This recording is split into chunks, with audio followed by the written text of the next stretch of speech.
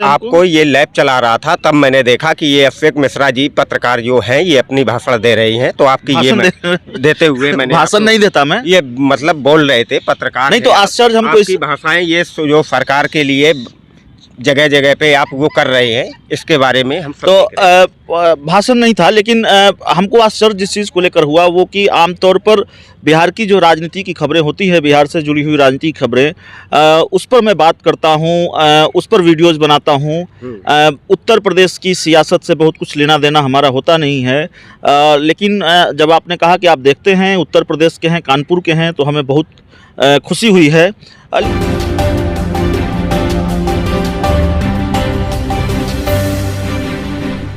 नमस्कार, आप देख रहे हैं आर लाइव और मैं हूं अभिषेक मिश्रा। हम उत्तर प्रदेश की राजधानी लखनऊ में हैं।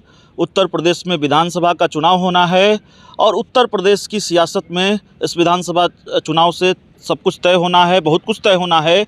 लेकिन उत्तर प्रदेश की सियासत में बहुत कुछ तय होना नहीं है, बल्कि देश की सियासत में बहुत कुछ तय होना है। ये उत्तर प्रदेश का चुनाव नहीं है, ये देश का चुनाव है। कहते हैं दिल्ली का रास्ता उत्तर प्रदेश से होकर जाता है, तो 2024 का रास्ता भी यही उत्तर प्रदेश का विधानसभा चुनाव तय करने वाला है।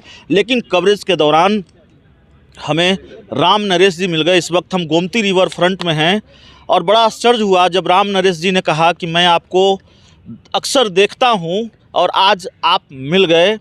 तो राम नरेश जी, आपने जो कहा, हम उसमें सबसे ज़्यादा आश्चर्य वाली बात ये थी, आपने बताया कि आप कानपुर देहात से हैं। कानपुर देहात से हैं? मैं कानपुर देहात से हूँ सर। विधानसभा कैसे देखते मैं थे आपको ये लैब चला रहा था तब मैंने देखा कि ये अभिषेक मिश्रा जी पत्रकार जो हैं ये अपनी भाषण दे रही हैं, तो आपकी ये देते हुए मैंने भाषण नहीं देता मैं, ये मतलब बोल रहे थे पत्रकार, नहीं तो आश्चर्य हमको आपकी भाषाएं ये जो सरकार के लिए जगह जगह पे आप वो कर रहे हैं, इसके बारे में हम तो भाषण नहीं था, लेकिन हमको आश्चर्य जिस चीज़ को लेकर हुआ वो कि आमतौर पर बिहार की जो राजनीति की खबरें होती है, बिहार से जुड़ी हुई राजनीतिक खबरें, उस पर मैं बात करता हूँ, उस पर वीडियोस बनाता हूँ।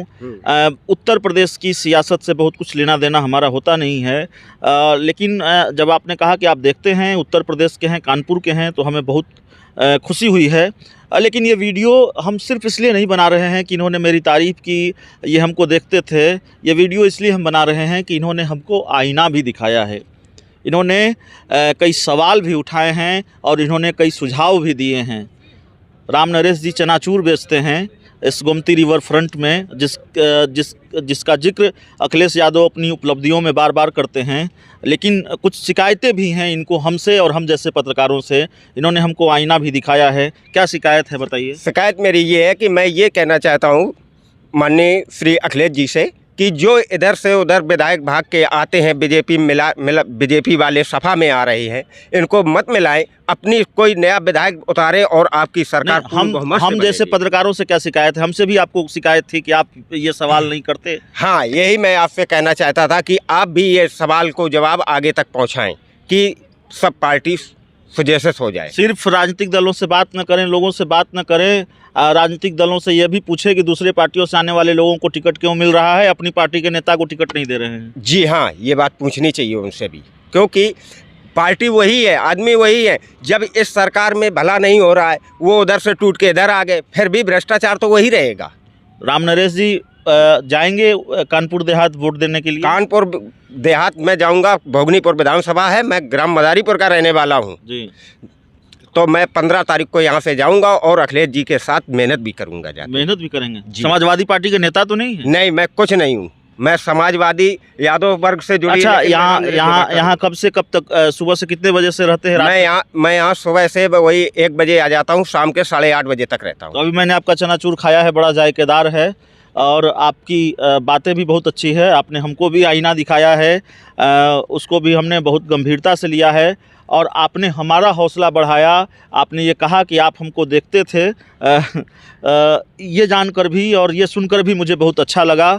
तो इस पूरी कुछ युवा भी हैं, हम उनसे बात करेंगे। क्या है सर, क्या हो रहा है उत्तर प्रदेश के विधानसभा चुनाव में? उत्तर प्रदेश के विधानसभा चुनाव में इस बार पूर्ण बहुमत की समाजवादी सरकार बनेगी, श्री अखिलेश यादव के नेतृत्व में। समाजवादी पार्टी के नेता तो नहीं है? नहीं, मैं एक स्टूडेंट हूँ, MA ज्योग्राफी कर रहा हूँ। क्या वजह लगती है, क्यों बनेगी? वाराणसी। क्यों बनेगी?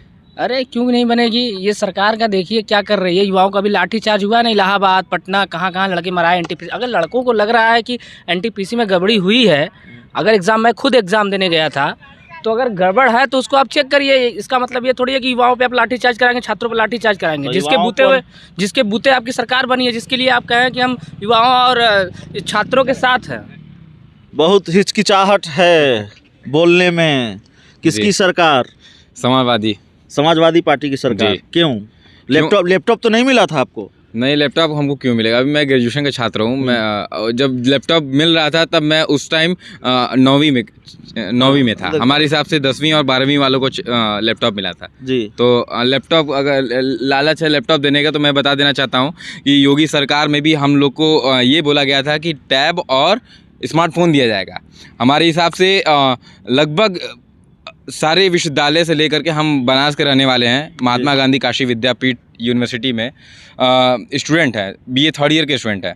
सभी बच्चों को आश्वासन दिया गया कि टैब मिलेगा और पीजी वालों को टैब मिलेगा और यूजी वालों को स्मार्टफोन मिलेगा। सारे बच्चे परेशान हैं और सारे बच्चे त्रस्त हैं कि मतलब आश्वासन दे करके, नज़दीक बुला करके सारे फॉर्म फिलअप करा करके, फिर उसके बाद विश्वविद्यालय में सबमिट करा करके सारे बच्चे दौड़े, इसलिए कि क्योंकि अगर एक साधन मिल जाता है हमें, तो इस कोरोना काल में जिस तरीके से ऑनलाइन कक्षाएं चल रही हैं, और और विद्यापीठ एक ऐसा यूनिवर्सिटी है जिसके अंडर में कम से कम 450 प्लस कॉलेजेस हैं।